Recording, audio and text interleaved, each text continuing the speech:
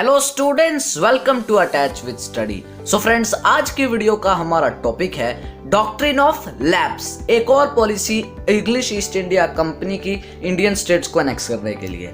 बहरहाल पिछले वीडियो में मैंने आपको क्लेम टू पैरामाउंटेंसी वाली पॉलिसी के बारे में बताया था कि किस तरह जो क्लेम टू पैरामाउंटेंसी वाली पॉलिसी है उसके अंदर क्या बोला गया था कि जो ब्रिटिश ईस्ट इंडिया कंपनी है या फिर यूं कहूं कि ब्रिटिशर्स हैं वो सबसे सुप्रीम है और वो सबसे ताकतवर है और वो जब चाहें किसी भी इंडियन स्टेट को एनेक्स कर सकते हैं अपने इंटरेस्ट को बचाने के लिए या अपना फायदा करवाने के लिए। ठीक है, ये कहा गया था उस पॉलिसी के अंदर। ठीक है, साथ ही साथ हमने ये भी पढ़ा था कि किस तरह जो रशिया है उस टाइम जो अपनी बाउंड्रीज है वो इंडिया तक एक्सपैंड कर रहा था, तो उसकी वजह से जो ब्रिटिशर्स ने उन्होंने सिख किंगडम पे अटैक करने की कोशिश की थी।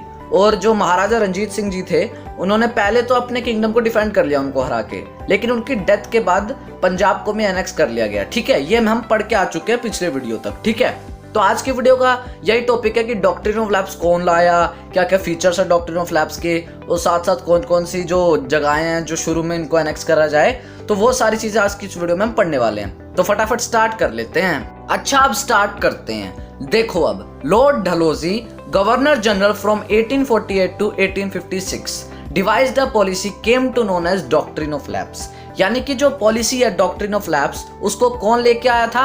जी हाँ, लॉर्ड डलहौजी। ठीक है, तो जो वो उस टाइम गवर्नर जनरल थे, कब से कब तक? 1848 से 1856। ठीक है, इसके बाद कैनिंग आए थे जब रिवोल्ट हुआ था, तो ये लेके आए थे ये पॉलिसी। ठीक है, डॉक्ट्रिन ऑफ लैप्स की। तो इतना तो आपको समझ आ गया। अब देखो कि ये जो डॉक्ट्रिन ऑफ लैप्स पॉलिसी है इसके फीचर्स क्या हैं, कि इसके अंदर जो टर्म्स हैं वो कैसी हैं, वो मैं आपको अभी दिखाता हूं। देखो, it declared that if an Indian king died without a male heir then his kingdom would lapse, that is become the part of company territory।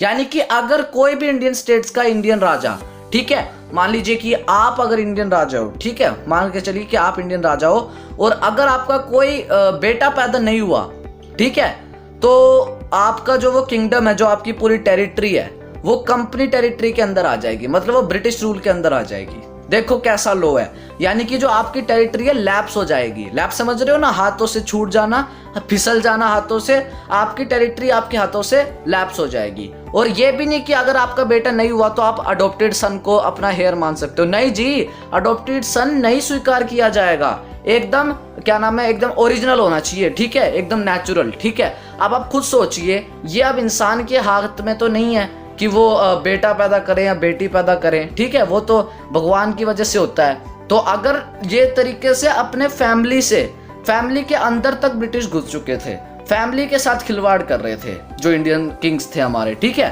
तो देख लो कितनी ज्यादा ओप्रेसिव पॉलिसी थी ये डॉक्ट्रिन ऑफ लैप्स। अब ये जो डॉक्ट्रिन ऑफ लैप्स थी ये बहुत सारी वो क्या नाम है स्टेट्स में और बहुत सारी जगहों पे ये अप्लाई हुई और वहां पे उनको एनेक्स कर लिया। कौन कौन सी थी? जो सबसे पहली जगह या कहें कि स्टेट या फिर कोई जगह कहें या शहर कहें, जो पहली जो जगह थी जो डॉक्ट्रिन ऑफ लैप्स के अंतर्गत एनेक्स की गई, वो कौन सी थी? सतारा। कब की गई थी? 1848 में। और डॉक्ट्रिन ऑफ लैप्स भी 1848 में वो हुई थी, क्या इम्प्लीमेंट हुई थी। ठीक है, दूसरा संबलपुर 1850 के अंदर, संबलपुर पे भी कब्जा किया था डॉक्ट्रिन ऑफ लैप्स के द्वारा अंग्रेजों ने।